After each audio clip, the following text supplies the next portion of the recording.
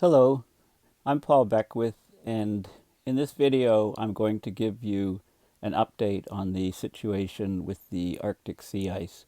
Of course, the Arctic sea ice is key to keeping the Arctic cold, and a cold Arctic is necessary to have a jet stream, basically. So as the Arctic is warming much faster than the rest of the planet, the temperature difference to the equator is greatly decreasing, so the jet streams are slowing down and become wavier and stuck in place.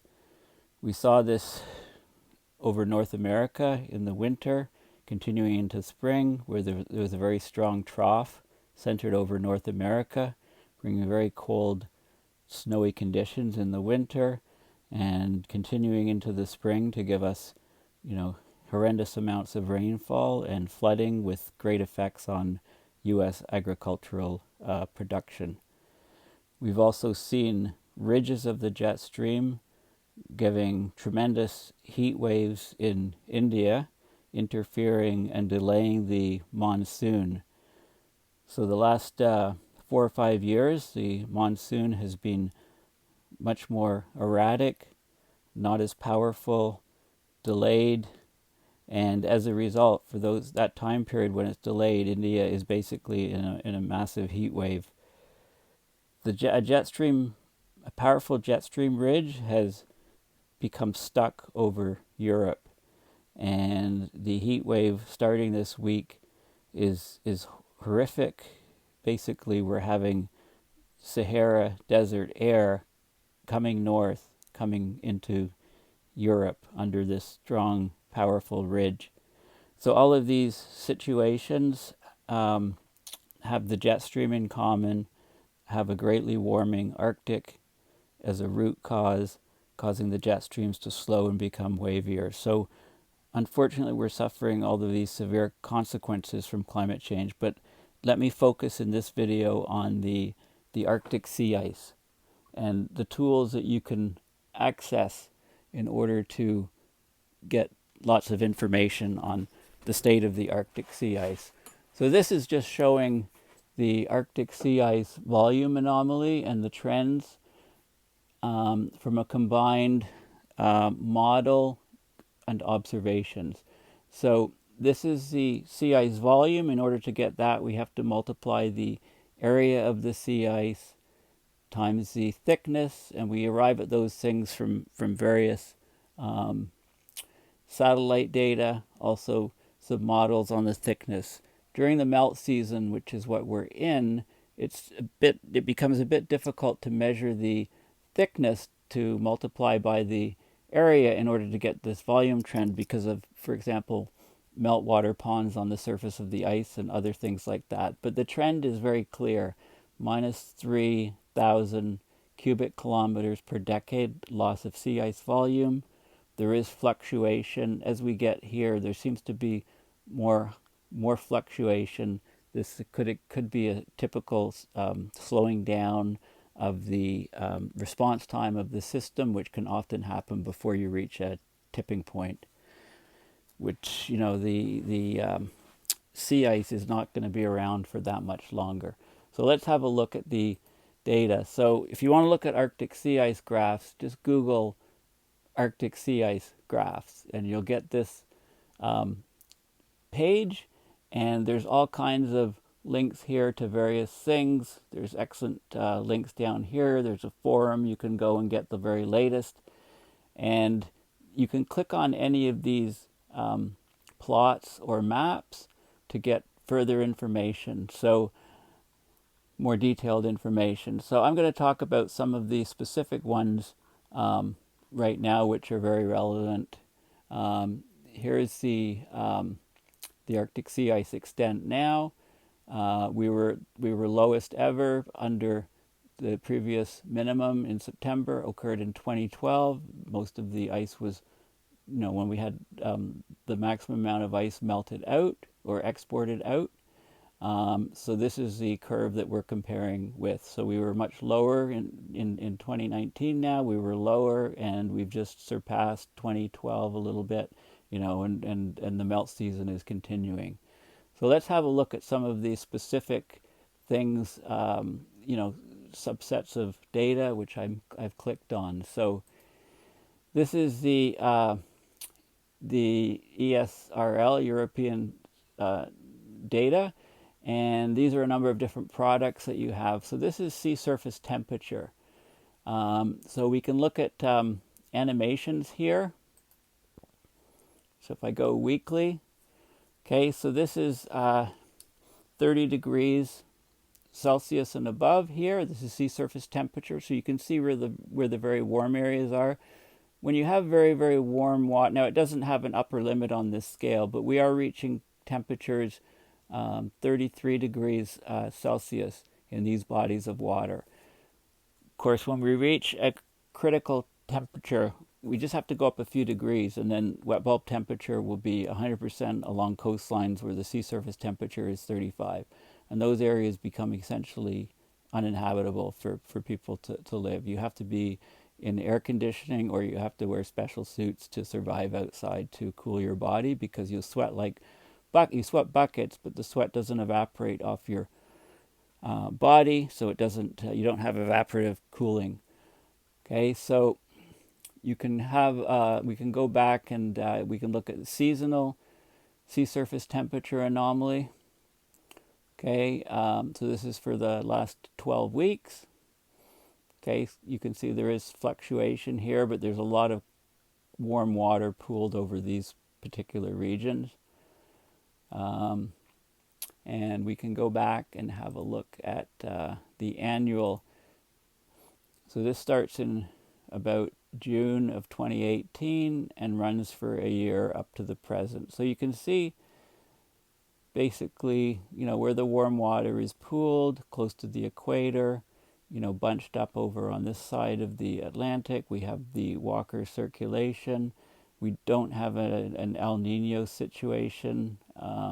There was some warmer water here, but it's very, very weak. It's like the Modoki El Nino version, where you have warmer water in the central Pacific as opposed to off South America. Okay, so you can see how so what we can see here that's quite interesting is, I'll wait till it starts again. So it starts in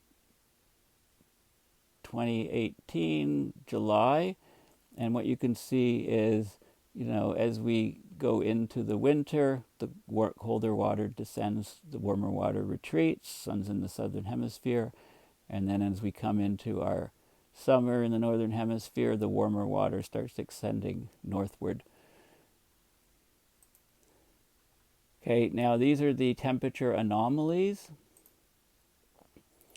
Okay, so what we can see is very, very warm temperature up here in the Arctic, which is going in through the Sea of Okhotsk, going up into through the Bering Strait, and it's melting out lots of the ice.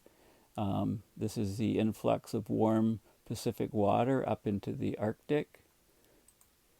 We can look at the seasonal, last 112 weeks, and you can see how these areas are starting to warm up significantly since this is April, May, June. Okay, we're getting significant warming here, and also because of the heat waves on land, we're getting significant warming over here, and also in the Middle East. And we'll look at the annual one, and what you can see is that a year ago we had very, very warm temperatures in this region, and it's repeating again. Very, very warm ocean temperatures, anomalies, basically 3.5, 4, above 4 degrees Celsius. And you know how much energy is required to warm seawater. It's tremendous amounts of energy involved. Okay, if we go to this is another view of, this is the Greenland Climate Research Center, the DMI product, and this is sea surface temperature anomalies. For some reason today isn't correct. It's May 16, 2018.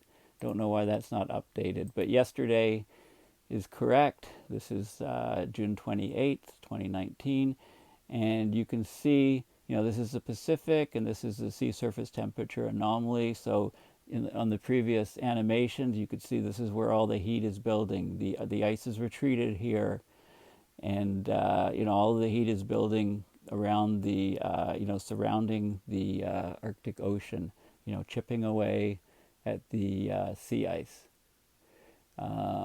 You can get the sea surface temperatures today. That's not today. Yesterday. It's not doing it. 2 days ago. So June 27th, 2019, you can see the sea surface temperatures, and you can see the actual temperature of this water infiltrating right into the Bering Strait to the extent to the edge of the sea ice. The yellowish and the brownish, it's in this range from about 5 degrees Celsius to about 12 or 13 degrees Celsius. So very, very warm temperatures here, very warm temperatures here going up to the ice edge. That's just at the surface. There's also warmer water below going in and contributing to the melt. Now, this is the global sea ice data. This is the area, global sea ice area, updated to June 27th, and you can see that we're setting new record lows here. We were record lows for quite a while, and then we've, we caught up with the one of the previous years. I believe it's 2017, and then here we're dipping down once again. So this is the global sea ice area, adding the Antarctic to the Arctic. And here we are, this is the extent, global sea ice extent now, and you can see where we are here. Again, record lows. And there's lots of other information there. Now, the sea ice, the Bremen site, University of Bremen site, we can see these curves. This is yesterday's sea ice concentration. So 100% is white. When you go into the shaded colors, you get less and less ice. Go into the blues, there's more and more gaps in the ice. So 50% concentration would be half of that, those pixels would have ice, and the other half would have open water. And this is another view of the concentration. So 100%, in these areas, but, it's dropping throughout. The ice is very, very fragile, very slushy, separating significantly, and then you can get the same data for the Antarctic.